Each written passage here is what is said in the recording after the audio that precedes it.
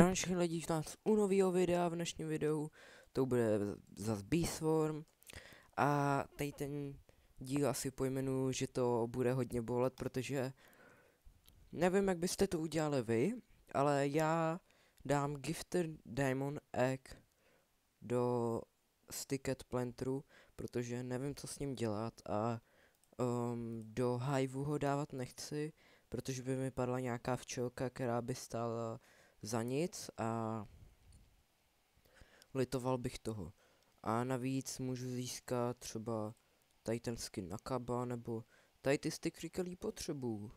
No, doufám, že dostanu nějakou blbost. Takže 3, 2, 1, teď.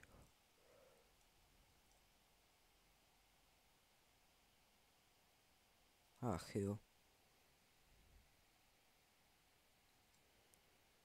No, tak já zrovna dostal tu blbou věc. No nic. A kasy, čau. Ty vole, to bylo jenom 10.